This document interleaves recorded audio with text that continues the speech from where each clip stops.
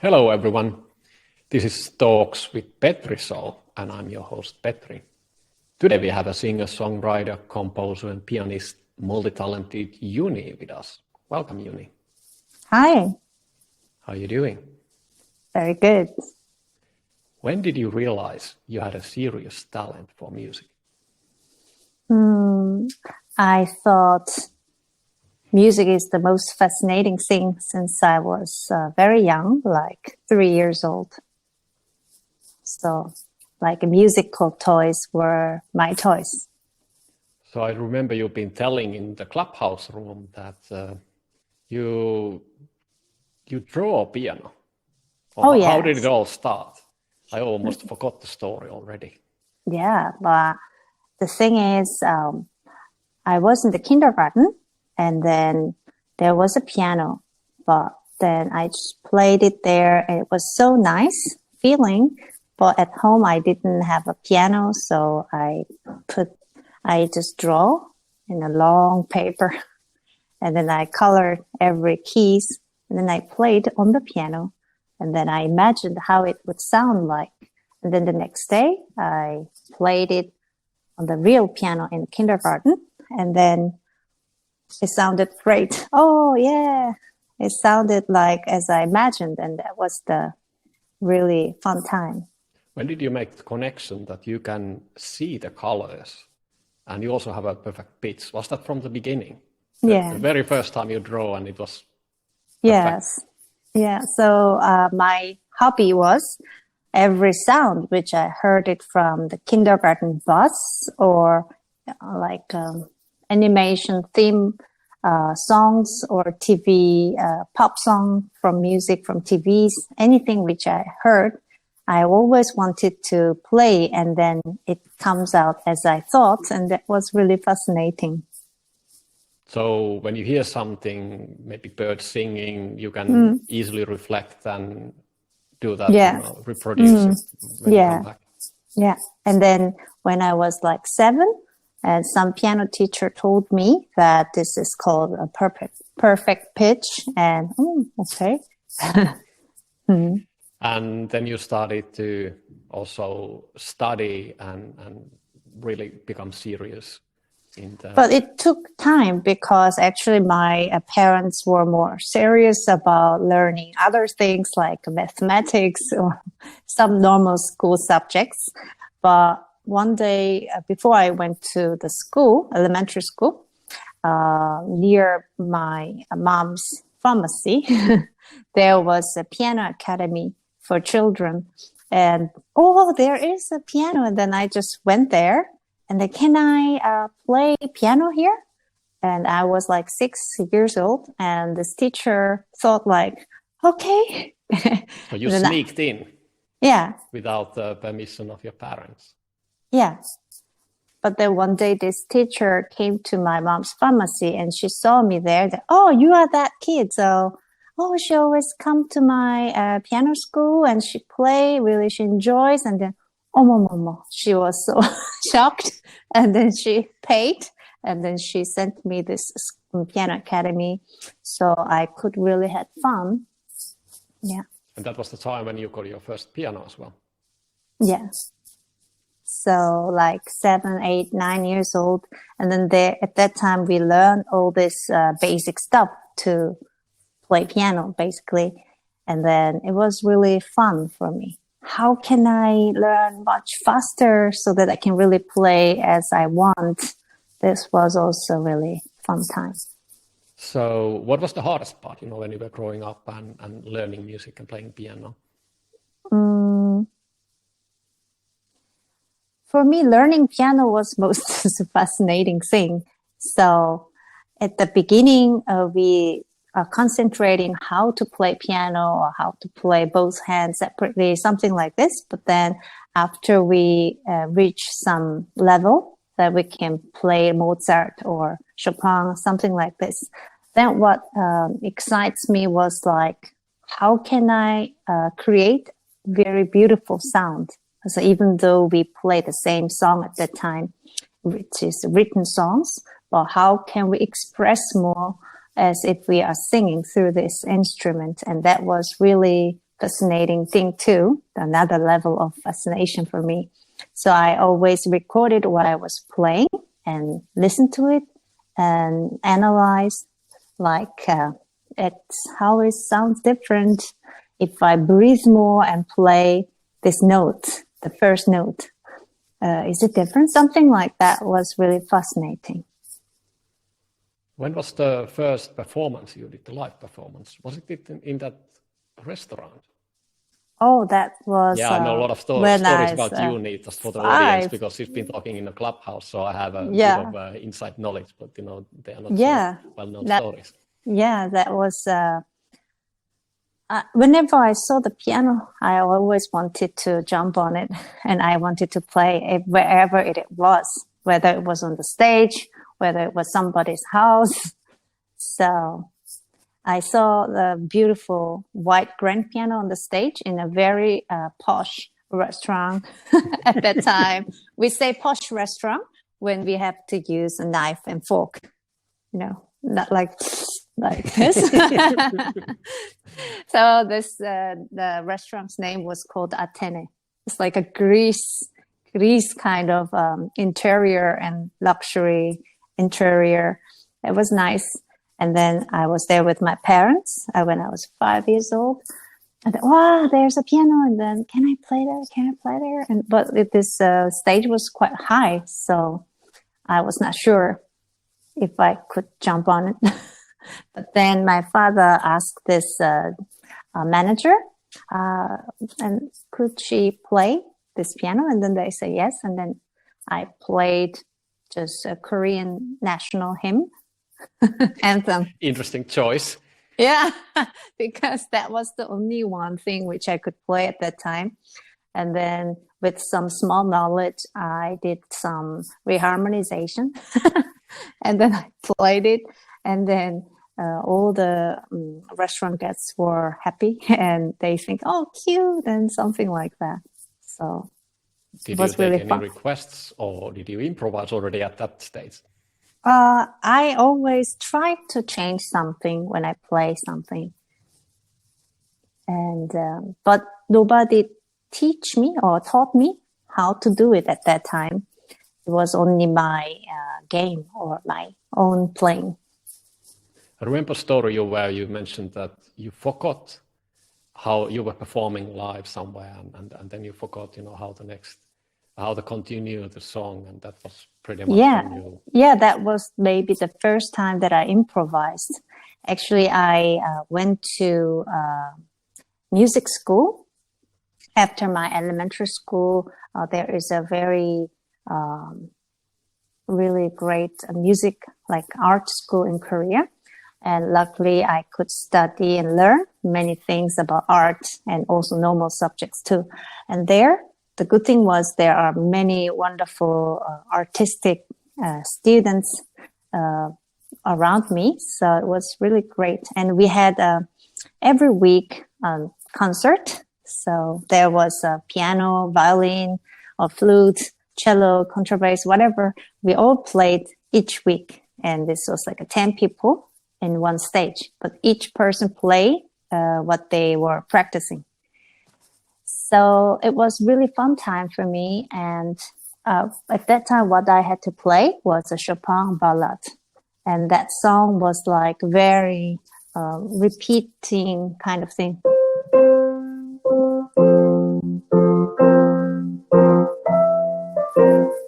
This kind of thing, like a canon style for like more like 1 minute. But then, how I can end, I forgot. And then I was repeating the same part again and again. So I thought, but the B part was completely another way in this song, Chopin Ballad number 2. And then I thought, I will just improvise. I think I can create something with the same, not same harmony, but same rhythm, like dee da da da, but in another harmony. And then I think I made my own cadence, finish, and then now I can go to the B part. So, but then really funny thing was there was a music teacher. She was also watching this performance, but she could not recognize it. I thought, oh, that worked very well. And that was the beginning of your career in improvisations. Yeah, in public. But at home, I always improvised, but we had no chance to improvise in front of people because nobody don't do this. So when I was at home, I always play something like a Beethoven or whatever. But then I go to my own way, as you listen to many times in Clubhouse. And that was what I was always doing when I was young too. But I did it only when I was alone. So your teenage rebel years were just in your own room and without audience in the beginning. Yeah. So yes, of course, if I do meet my teacher in a lesson, then I should play what I'm learning, that improvise. Yeah. So how was it to be a teenager seriously studying music and also performing and also becoming a star? Can you describe something of that part of your life? I really enjoyed to learn deeply about classical music because through this process, we are not only learning how to play better piano, we learn many virtues or values in life, like how to be more serious or how about things what I really want.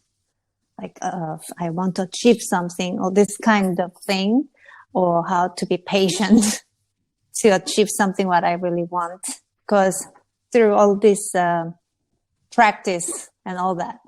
But also in a way, it was also, in the other hand, also it was very hard for me because I'm not the person who likes always to follow the rules. But also to competition, something like this.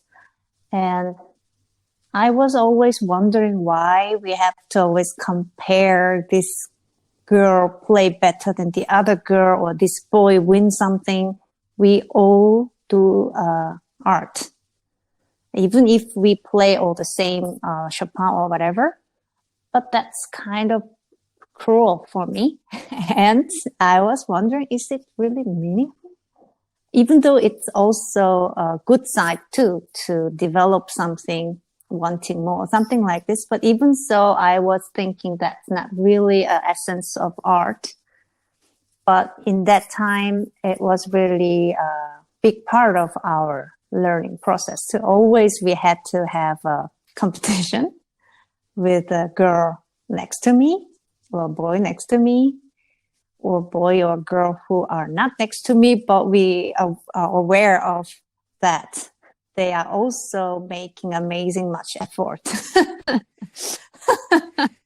Because I don't know, at that time, still in Korea, people are very enthusiastic and very wanting very much. Competition is a lot. So I really enjoyed when I was alone to be out of this kind of pressure or this kind of thinking. Can you describe a bit of the effort it takes to become, a talent in your level? How many hours you needed to practice, and did you have any other life? Just the social life, friends, and the regular student life, so to speak.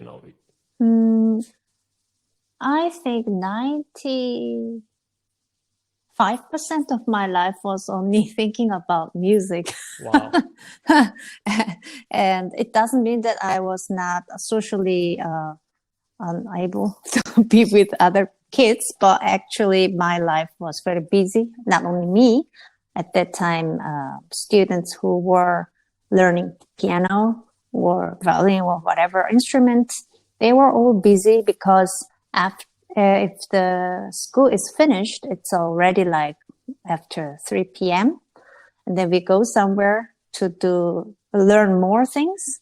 And also we take a piano lesson or whatever. And then we had to practice, but also we had to learn other subjects too. And we had so many examinations. So there's not many time left too. So at that time, my wish was like, I want to sleep when I want to go to sleep. So you were like 20 when you, I would say, gave up the classical pianist career, but started to also sing and do other stuff. I was doing at that moment parallel, like because my major in my university was classical music as my major was classical piano. So I had to play every semester some songs like Beethoven, Brahms still. But that was what I was doing in the school. So after the school is finished, then I went to the studio. I write songs with other pop singer or rock musician, and went to jazz concert also alone. Whatever, Wow. many different things. Something like Kenny Barron came to Korea. And I think that was the first jazz concert which I saw it in Korea when I was 20 or 19 years old. So as I entered the university, and then I wanted to experience. I wanted to exposure myself to many different genres of music so that I can find my own music. So while I was still practicing and learning classical piano, but my mind and my heart was much more in another area of music. I was always searching for other music. And then at that time, my mom also told me, actually, I am a big fan of rock music. So like a Deep Purple and so on, like The Who and Elton John. And she had many LPs from the old days. And we was listening also sometimes together. And then at that time, actually, there was many, this downloading things was also there. And then I download many things and rare videos, rare music. I bought it from Amazon, LPs like mint. Oh, that looks nice. So, but at that time, Amazon was not that popular like nowadays in Korea. So I always had to find and search more. And so that I could listen to as much as possible, many different kinds of music, like rock and jazz, and also progressive music, like Pink Floyd. For me, it was like, wow, amazing, something new.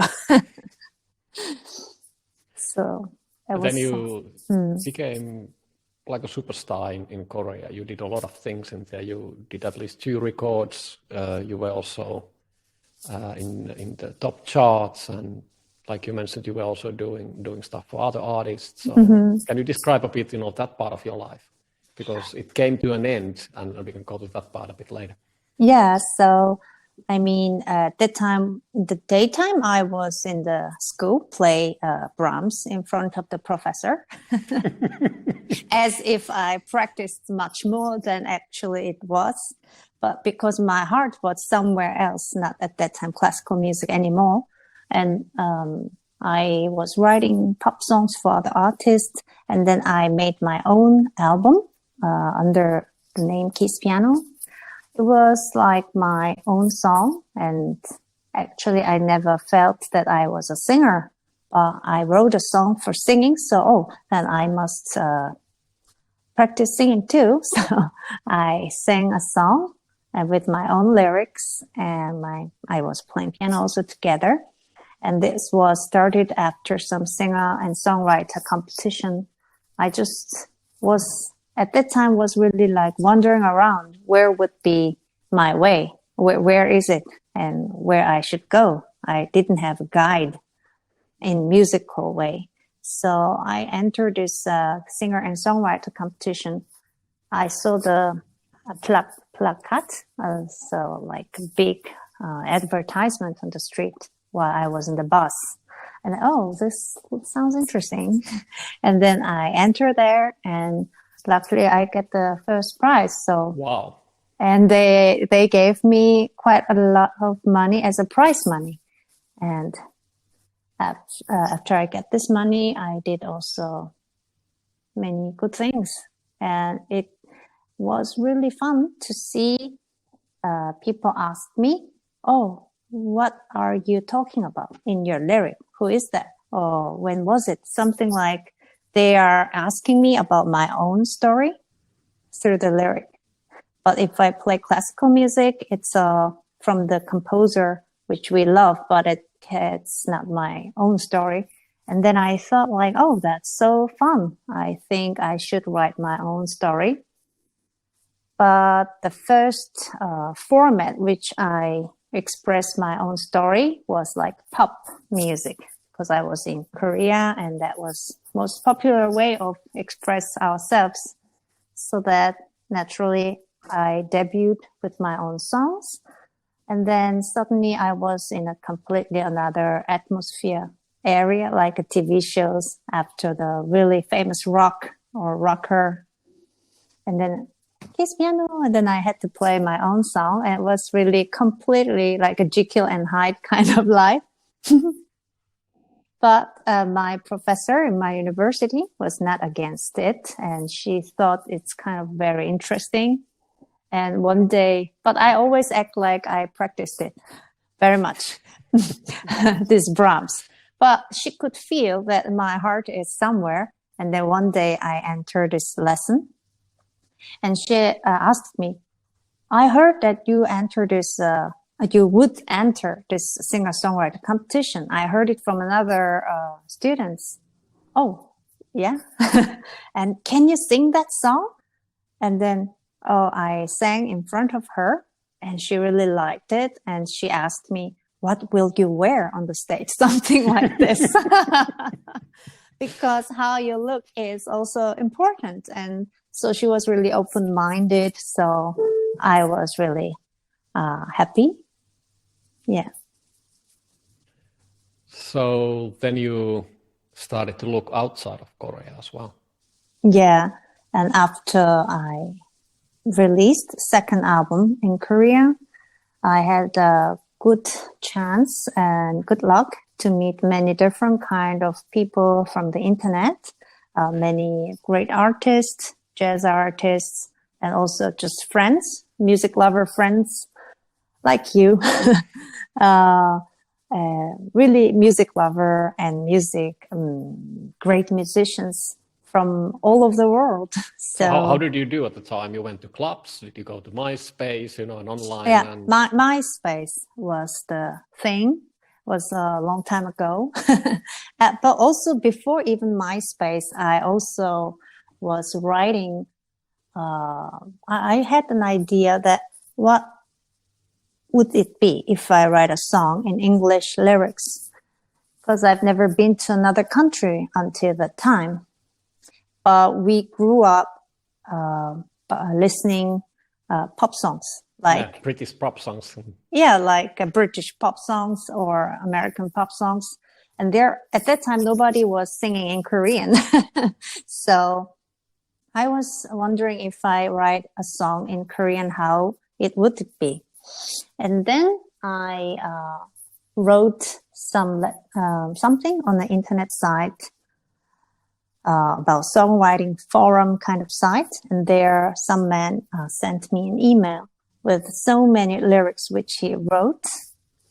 And then I put my melody on it, and it was always perfectly matching. And Wow. It matched perfectly as I did. I didn't have to calculate how I have to write a song. It was just naturally, if I read his lyric, I could put the melody on it, and it just, if I little bit changed the order of the sentence or whatever, then just matched. And then I was so happy, and he was from America, and with him I made so many songs. And that songs I uploaded on MySpace, and many people liked it. And so was that Niles or? Include Niles and also many other great musicians I get to know at that time. Yeah, I recall I read somewhere that you met the four-place Bob James, and he introduced you to these producers and songwriters, and basically kickstarted you to the European side of the Yeah, so could through this great artist with open-minded people also introduced me to great other musicians in Europe. So I could have met Richard Niles and also other great musicians in UK. So I produced an album. Just before we go there, let me just tell to the audience a bit about Richard Niles. So that if the name doesn't say anything, I'm just taking stuff from his website. So he has 28 platinum records, 30 gold records. He's been collaborating, working with Paul McCartney, basically everyone, Tina Turner, Take That, Tears for Fears. The list goes on and on. There's like 50, 100 names in there, and you know. And Younee. Yeah, and Younee. You did at least one album with him. Yeah. In your bedroom in Korea, in Seoul, at midnight via Skype. Mm-hmm. So I wrote music, and he wrote lyrics. And then I decided to produce it in England. So I went there and we produced a great album with great musicians. The lineup in this album was like, wow.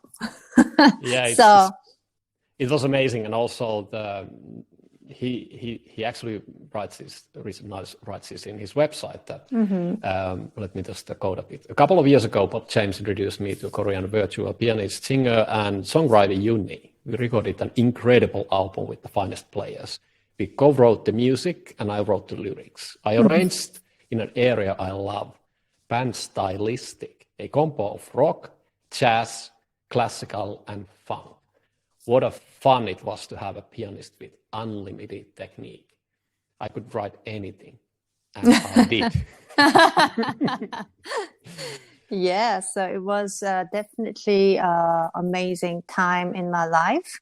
So I could have really, like how I can say, expand my view in my own musical ability. Like when I was only thinking like this, I think I only can do this. But I was like, more and more, I came out from this X in many ways about how I think. Also, many experience give me more also motivation and something like that.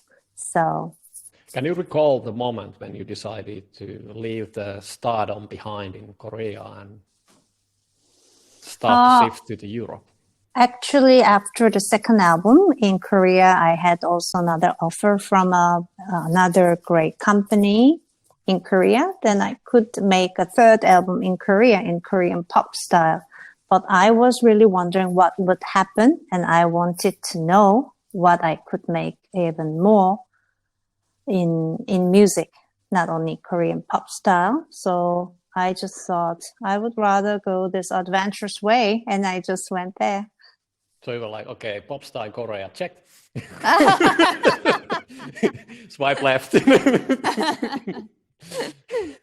Some people could have started everything like a pop music side much earlier. I feel like if I read some biography from Western artists, but I was devoting my time, so long time for learning and studying classical music. So I wanted to experience everything quick, maybe.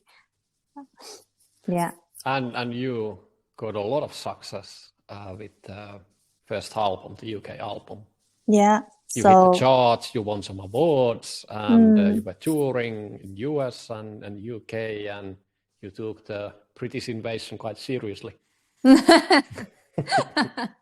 They made a very nice article about me, and I was very thankful that they saw my music and all my effort and challenge, or my music and as me as a musician, they took it very positively, and so I was very motivated and thankful and very happy. So and you were also not. It was first you were a classical style, then you did pop in Korea, and now you're in the jazz, the modern It's Western like jazz. mixed pop, jazz, everything mixed. Yeah.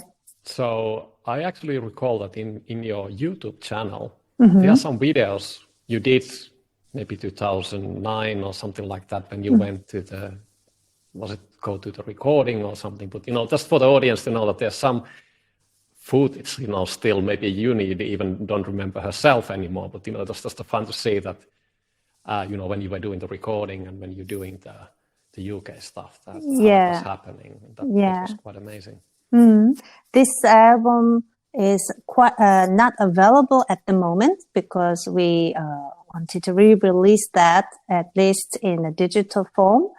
But in this year, in springtime, it will be again available. So if it's again available, then I can post every information about it on my website.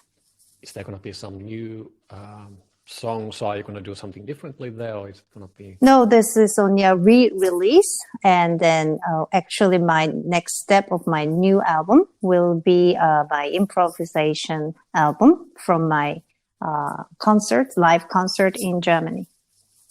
Yeah.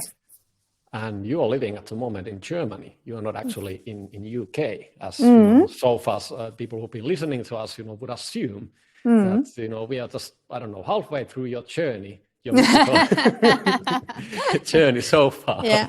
So there's like 4 albums. You have achieved quite a lot in UK already, and we are 5. still like 5. And we're like 10 years back, 2010s now in the timeline. Yeah. Around that time. Yeah. And then I went to Germany. So you just completely had it, with the British way of things, and you wanted to go to the countryside of Germany. So it just happened very naturally. And while I was doing concert and many live in England, I met many great people from Germany, some great people from Germany who believes in my music, and they suggested me and offered a good contracts to do music here in Germany. And Germany is also a very big country, and in music also in Europe they are really center and very rich cultural land. Land means country. So sometimes I mix German and Korean, English. So yeah, and it sounds very interesting. And actually in Seoul or in England, they are mainly focused in London or Seoul. But here in Germany, I could do many concerts in many other cities and states. And that was also interesting too for me. And there are many stages for classical side and jazz side. So I wanted to again do a next adventure. And this time, the most important reason why I could bravely come to Germany was also that I was a producer of my own music, so that I don't do something, I'm not sure kind of thing. I I can decide musically and artistically. I am in charge of my things. So yeah, then it's a good idea. Let's try it. And I came here and learned German, and I made 2 albums.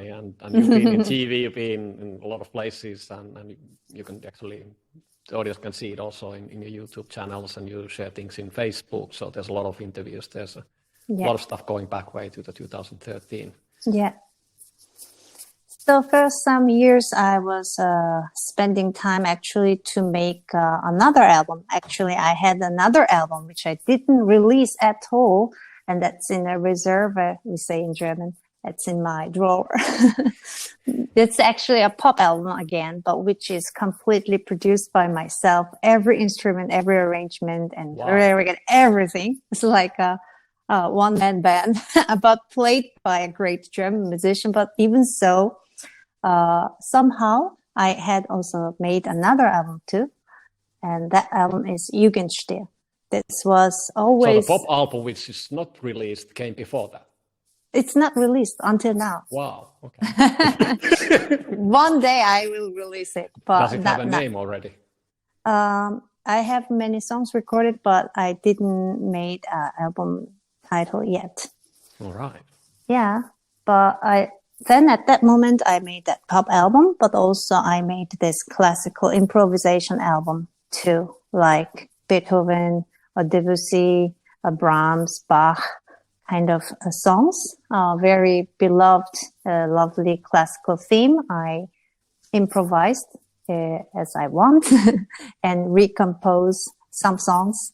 And then I did it with a very, very free mind, as if I did it all the time when I was young. Maybe it's a little bit more developed, but basically so comfortable, free mind when I recorded it in Berlin.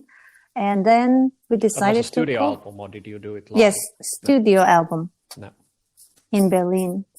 And this album I recorded in studio in Berlin with amazing, great engineer who understands also me very well, what I wanted, something like this. So I had also very, very, apart from the success of the album or apart from the result of the album, I was very satisfied with the album, because whenever I listen to the album again, still, I feel so comfortable, because that's the sound what I wanted.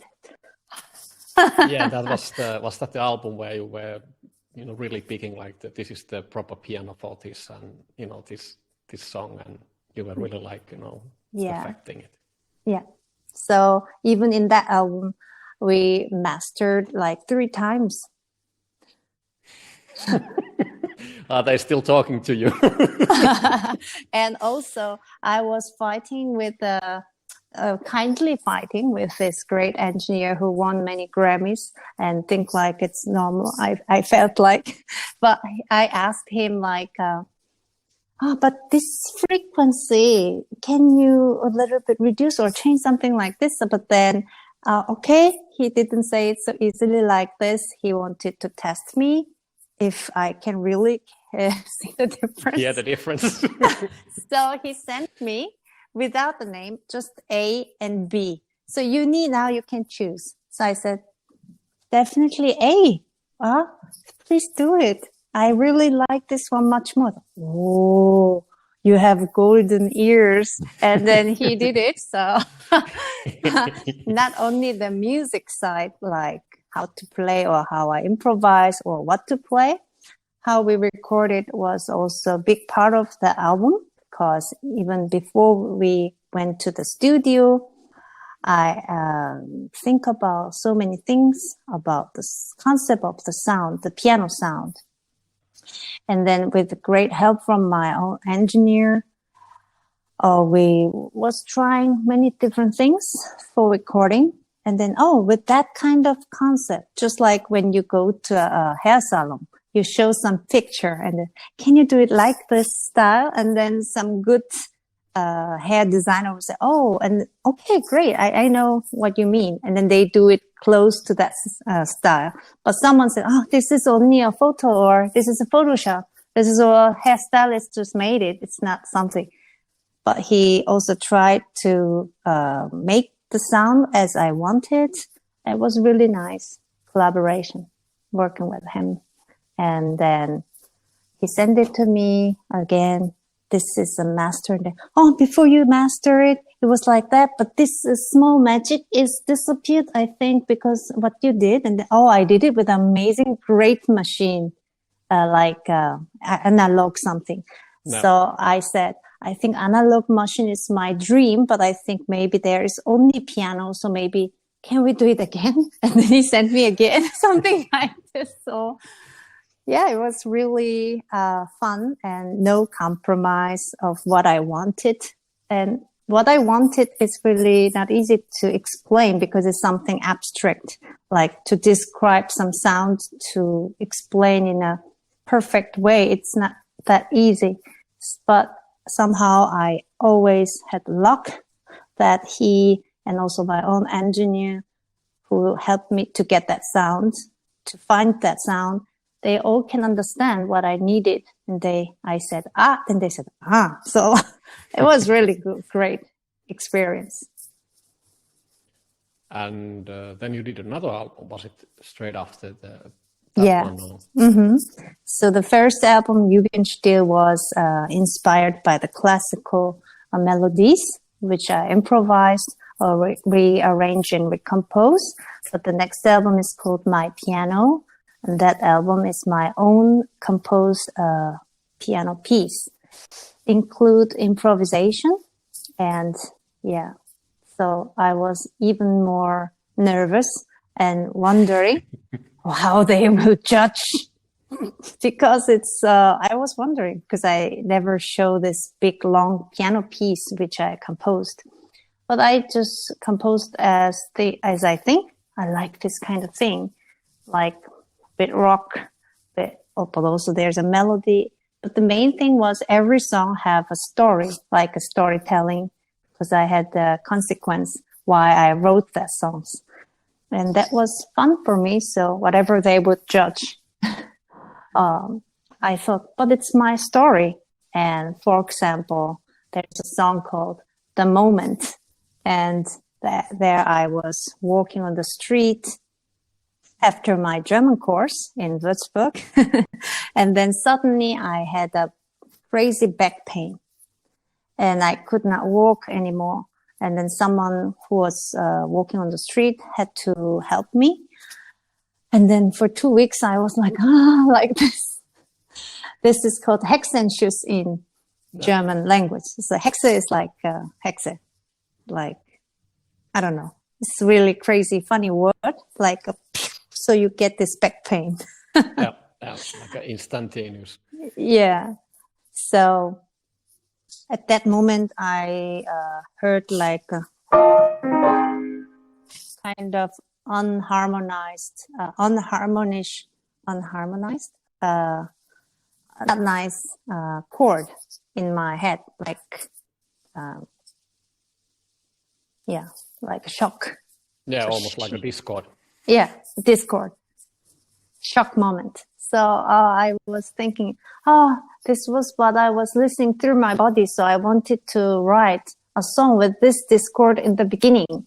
And then also it has to have some groove. And then it came out with very naturally. And then it's called The Moment, because I cannot really forget that moment. Yeah, now everybody knows about that back pain moment, and it's in the history. Yeah, and also there's a song called Unspot Blues, and I really love blues. Many people said that they can feel from my music many bluesy atmosphere or elements. But there's Mississippi blues or some other Georgia kind of blues. But I thought there will be never unspot blues. And this is the area where I'm always been to, because I always had a Pilates in this city. And I love that city. I enjoy that city very much to eat something, going out for shopping, something like that. And in this city, there is a Bach in the middle, this Bach statue, a very old style church, and houses looks like amazing old, like from fairy tale, a Beethoven style fairy tale. But people looks very modern, like you, and they look like very modern. So this modern people and this old style environment of the city, that was like a really funny contrast for me, because I came from Seoul and we see always very high buildings and things like that. So with that contrast, old and new, I wanted to make blues a bit like Bach, but blues. So I made that song, Ansbach Blues. And other songs have also many stories, like Toccata and blues, again blues, and E minor. That has also, at that time, everybody asked me, are you okay in Korea? It looks like something will happen from North Korea or over this conflict. And we actually didn't feel that. But if the news always said North Korea, whatever, then of course they think like it's very dangerous. But anyway, it's not pleasant to hear that all the time. So why do we have to have always conflict? But that conflict is not only in North Korea and South Korea. Everywhere there's conflict. In every part of our world, there's always conflict. In the news, there's not always good stories to hear. So I thought with this anger about this, how the why world has to be always like this, but also a little bit more hope. I mixed it, so toccata and blues in E minor, and this was also my song, and I like that song very much. When I play that song, I can show this anger. So every song has a story, and some of them are tales from the countryside of Germany or different parts of Germany as well. Yeah, because I could not talk because there is no lyric. But even so, I can really remember when I wrote that piano song, what I was thinking and what I felt. And that's really good thing to write a song. And I can see easily that the latest Clubhouse events, what you've been doing, you've been improvising, but you've also been improvising in your concerts. So you're asking directly from the audience that, you know, what they feel, what they would like to hear, give you some kind of impressions. You're also picking stuff from exactly from the same day, you know, like, you know, how did you come to the venue and what happened before, and you compose it on spot. Can you describe a bit of that improvisation process? Yeah, actually, I never thought that I would do the complete improvisation so many times like this, but I think I become more and more not embarrassing or more and more brave. I think more and more brave will be the right sentence, I think, because I did the first time an improvisation in Germany in a place called Treppgast. Treppgast is some area in Germany, and there I did a concert. When was that? How many years back? 2015, I think. After my first it took like album. 2 years to get a bit of courage in Germany, and then you started to improvise. Yeah. So after my first album, I did concert, and I mainly also played a song from the first album, like a Beethoven improvisation, something like that. Then I get an encore, like one more at the end is this encore. And then I thought, what if I just play completely free without thinking anything, only just what I feel right now. And then people really liked it, and I got lucky. I had a record, and then wow, that's really fun. I liked it. And then I talked with my team in my company, and they said, "I think you should do it more. You should do it more." Really? And then I get more and more braveness, and then because when I do alone, it's very natural. But in the concert, you've been doing from the childhood, basically. Yeah. You know, recording and then revisiting it. And so now you do it in public. Yeah. It's basically the same thing, but just in public. But then I wanted to. I think it's like a composition. Like I do it in a real-time composition, and when we do compose, we have to tell the story. And there is nothing given, like no given chord structure or no rules like where you have to go. And after this, there's nothing given. And also I have no other musicians around me. So I feel like I'm completely naked. So, but anyway, that's really fun for me. This gives me adrenaline. And I can really remember that moment. The people who were there, because then I thought to improvise. If I just blah blah blah blah, whatever it comes out from my finger, it's really meaningful, and maybe it's like I only can satisfy myself. That's my feeling. but I wanted to feel with the people together. Then I was thinking like, oh, what is the element that exists only today or right now or on that day? So sometimes I said, oh, I had a concert in Bonn, and I always went to the concert place with a car. But in this place, there was too many traffic, so I could not do it. So from the hotel, I took a tube. I took a tube alone, but I never took a tube alone in Germany. And my team and my crew were all in the concert place already. And I was alone in the hotel, and they supposed to come to me and pick me up and bring there. But they could not come because it's just crazy, the traffic. And then, oh, you can come with the tube. And then it was a very not too long journey, but it was for me very new. And then as soon as I was on the stage, it was a journey in Bonn and something like that. So I could use the story like that as an improvisation source for composed songs. And also somebody on the day, I was very happy to come to the concert hall. And then I heard very sad news from my colleagues, and their child, newborn baby, has passed away. So that's so shocking because they were really expecting kids, and it let me think so much about death and life. And in Korea, we say, if somebody's died, then somebody's born, something like that. And I could not get away from that kind of inspiration. Then I improvise about death and life, for example. And then I thought it doesn't have to be always from my story. And then I also asked people, is there any good idea and to compose, not a exist song like, oh, play take 5, not like that.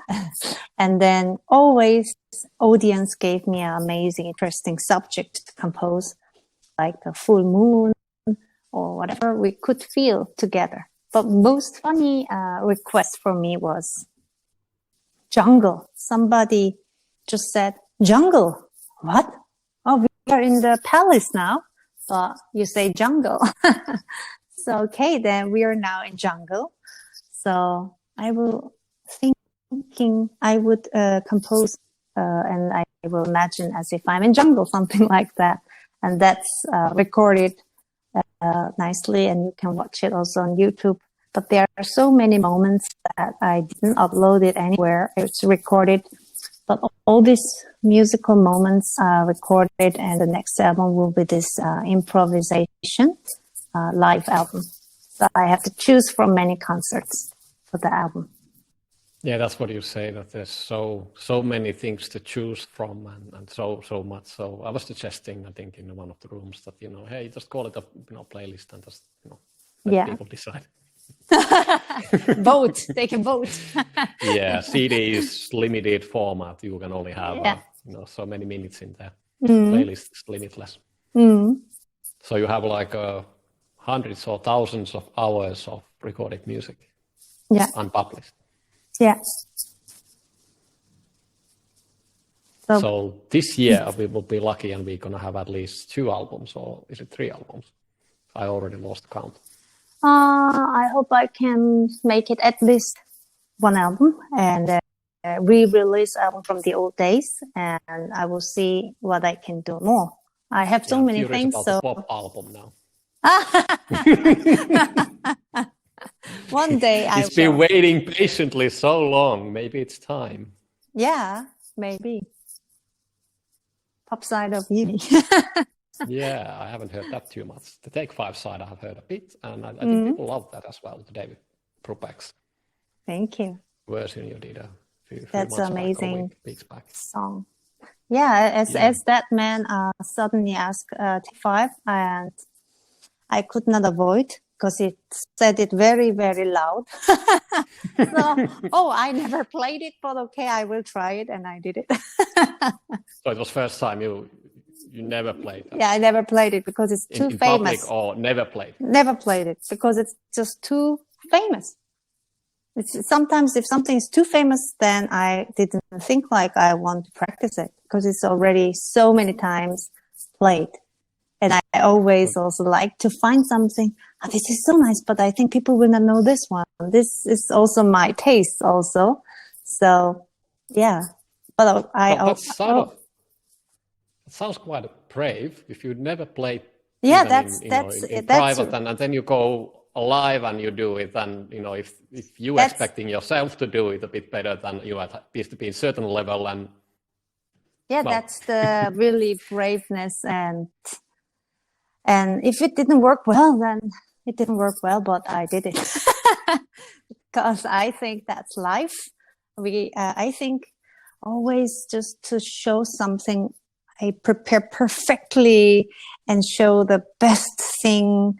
That's also a really great form of art, but I wanted to do some other kind of art that we all experience something new.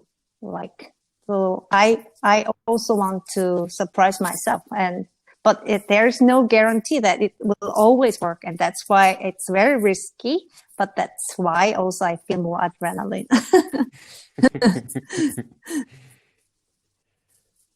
Well, that sounds like a perfect loop. You were like doing the pitch perfect mastered album, and then you just improvise totally on spot without any preparation, anything, and see what comes out. Has there been a moment when you're on stage that you sort of hit blank and there's like, you don't know what to do next, or, there's just something happens on the stage, you're like, okay, I'm all alone here and I'm not exactly sure what should I do next, or, there's some moments, you're a bit... I don't know. I had always, after a while, I didn't have any more a set list, because a set list means what I will play today as a program: first set and intermission, second set, 6 songs in the first set, second set, this 6 songs, something like this. Sounds like your teenage years.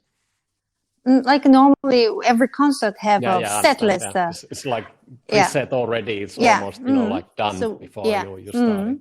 But I thought in that way I don't surprise myself as much as I wanted. So I thought after a while I do not use so much this set list before the concert, and I just went there and I just made really everything, like not only improvisation itself, but I really do it spontaneously as it comes to my mind as a concert. Because like when we talk, we are not only preparing everything. So I also don't know what you will ask me. So in that way, but when I play alone, nobody asks me something. So I have to ask myself.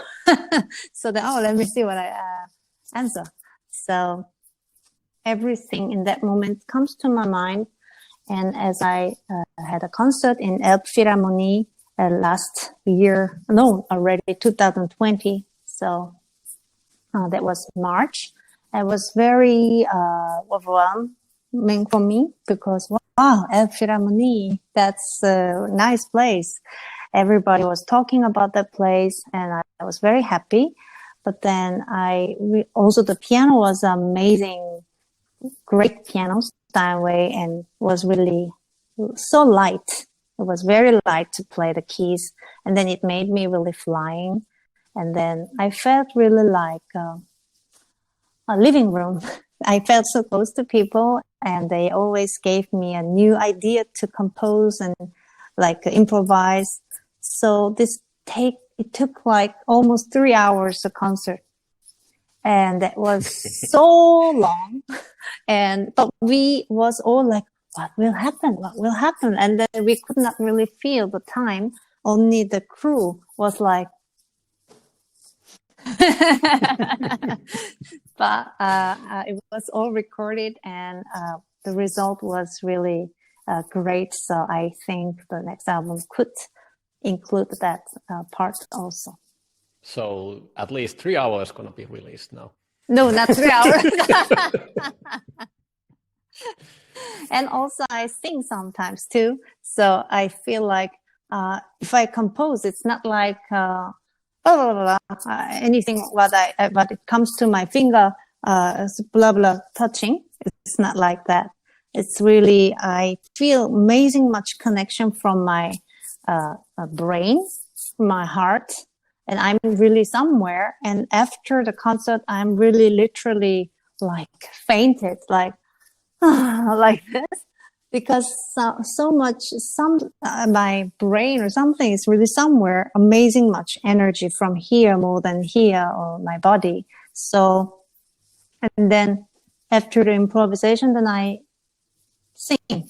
Then it's more comfortable because when I sing my own song, then it's also very comfortable. And also one day in Berlin, I did the vocal improvisation, include lyrics, and it was even also more fun. It was even more risky, but I really liked it.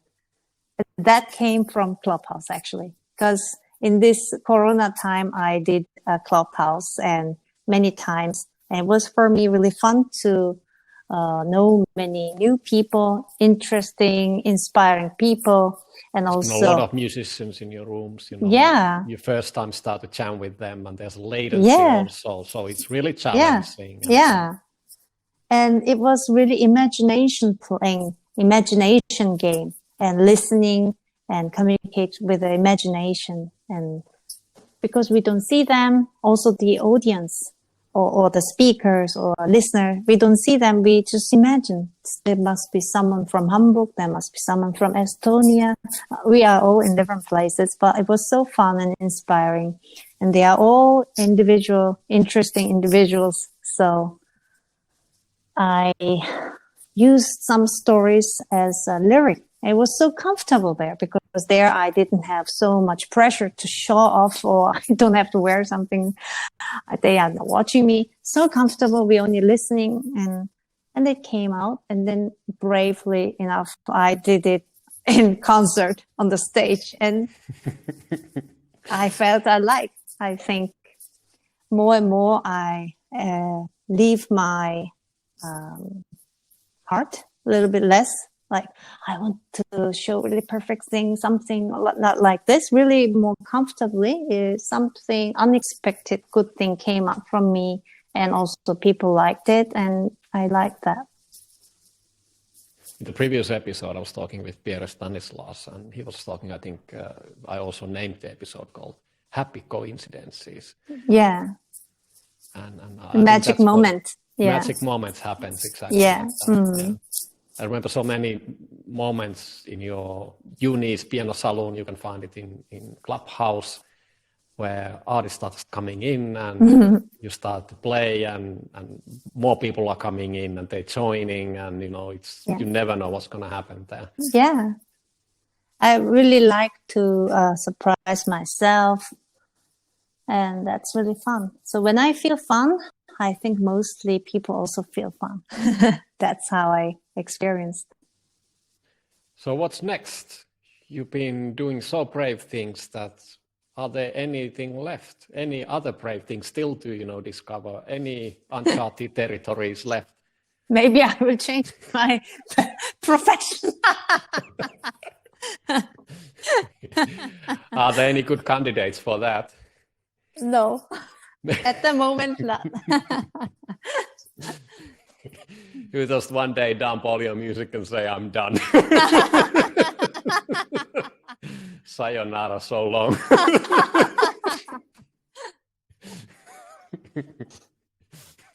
Some people are really doing that.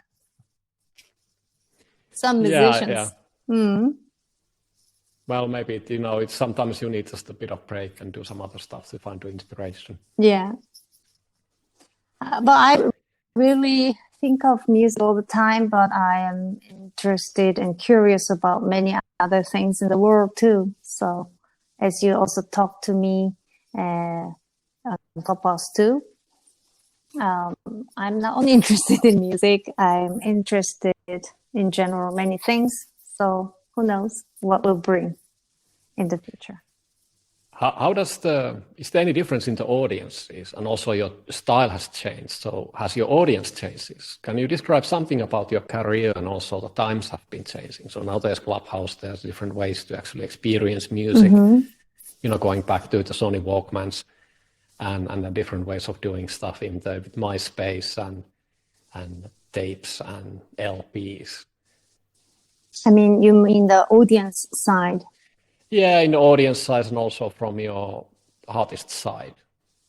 Is there something what you really miss from the old days and something is really good these days? Because, you know, there's a lot of new stuff also happening nowadays. There's NFTs and whatnot, you know, happening as well. So the whole area is changing as well, obviously. Yeah, I think basically when I was younger,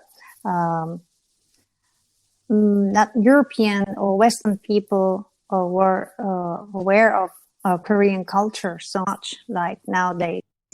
Squid Game. Yeah, like Korean dramas and K-pop things. So I think it's really very interesting. And what I felt is basically what we feel it's great, then they also feel it's great whatever language it is. I see also for example, Netflix. Then even if I don't understand the language at all, like a Danish drama, who would understand Danish language? But if it's good, then it is now says 20%. So if it's good, then it's good. So I think music is especially the universal language. So I think even if I would sing in Korean, if they feel something, if it resonates their heart, then I think audience would like it. And I experienced it a lot of times in Western world too, like while I was in Europe. So I think it's just the journey about finding my own music, and just at that period of my life, if I'm into that thing, then it's that thing. And then just like that, I can remember my 20s or something like this. So just like it's my journey. So audience are always nice. What is your favorite word? Essential or essence? Which one? Essence. It's a noun. What is your least favorite word? Rules. What turns you on creatively, spiritually, or emotionally? Can you say it again? What turns you on creatively, spiritually, or emotionally? Interesting people or my state that I am so bored so that I want to break that state. What turns you off?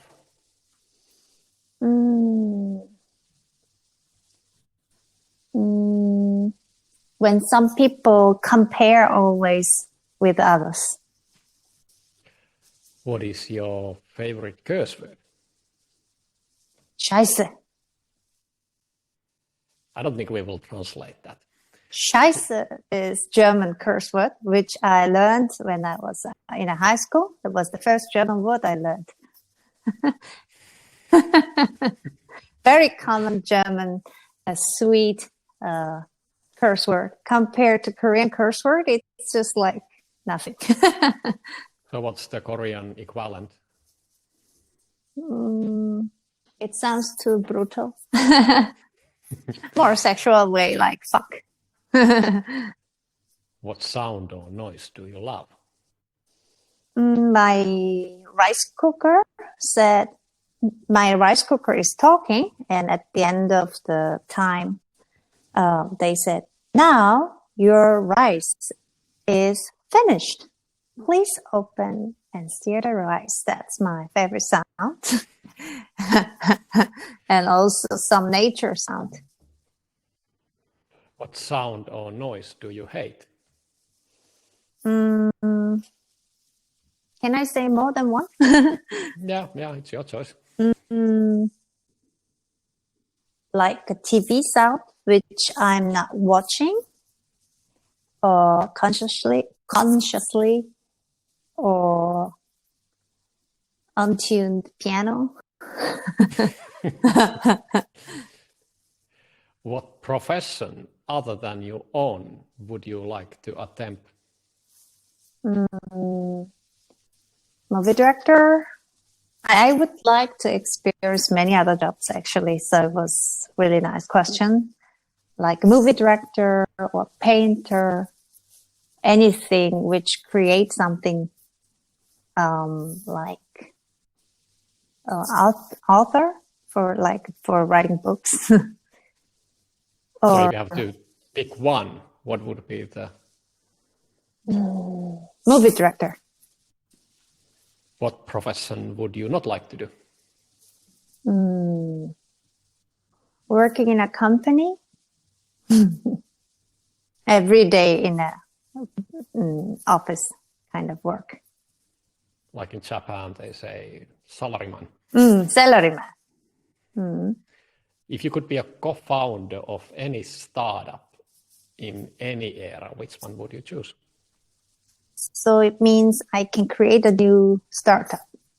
Or if you would like to found one, it can be something from the past as well.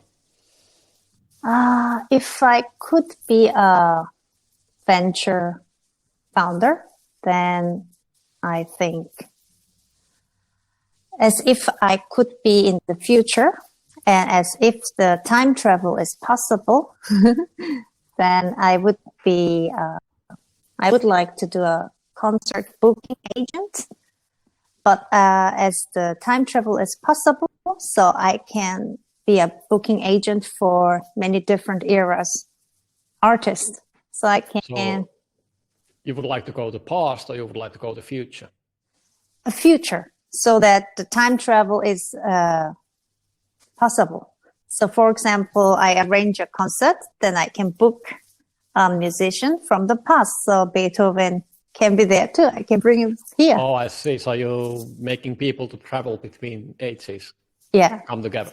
Yeah. So like Michael Jackson and who is it? Beethoven, everybody can come to here and we can do all concerts.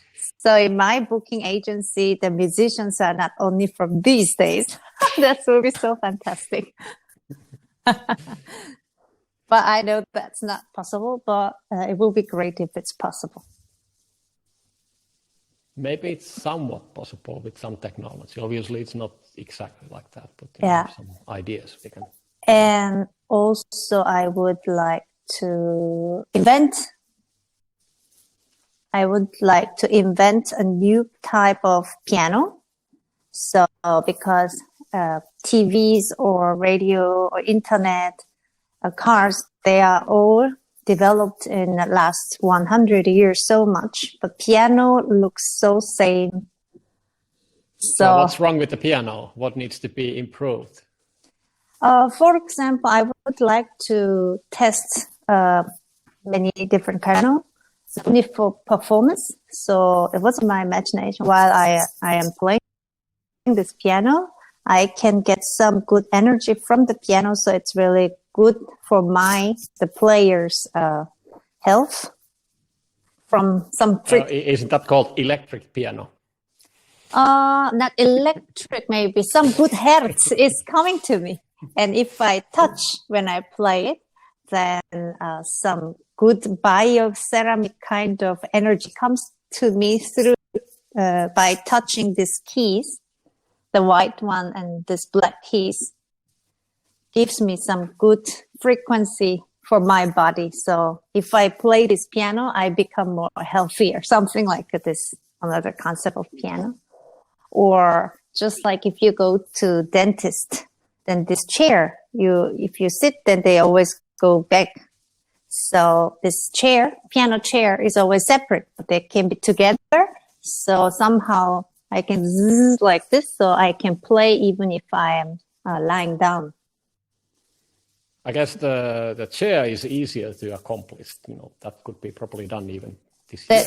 Then this key have to also move with the chair at the same time. Because if key is always here, then I always have to sit properly. But I saw other instruments of player, they can also play while they are on the bed, for example, on Clubhouse. Yeah, saxophonist, for example. Saxophone, guitar, or trumpet, anything they can play while they are lying down on the bed or sofa or singing. But if I have to play piano, I have to always sit here with a microphone. I'm so fixed. Then I thought this will be nice. I thought. You have to throw the keyboard again. Mm-hmm. So together with a chair. Any final words for the audience? Or you can even improvise because you have a chair next to you. now over here is so narrow with so many things. So it's a bit difficult to play something.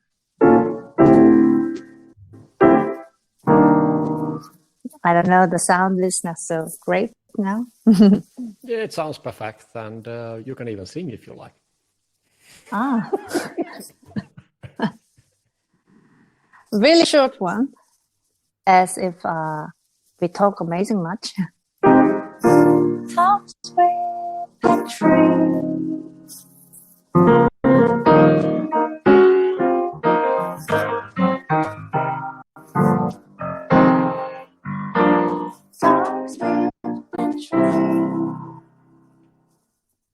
Wow.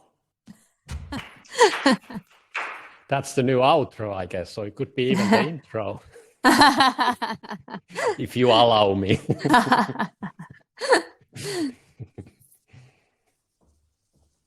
Thank you, Younee, for so much brilliance today. It was a lot of fun to talk with you and hear your journey, your braveness, and your artistic journey, which is still in the beginning, I hope. You're not dumping all the music to us in one day and just become a... I want to live 1,000 years, so I hope this is a beginning of the journey. Oh, then we're like in the infant mode, yes, still. Yeah.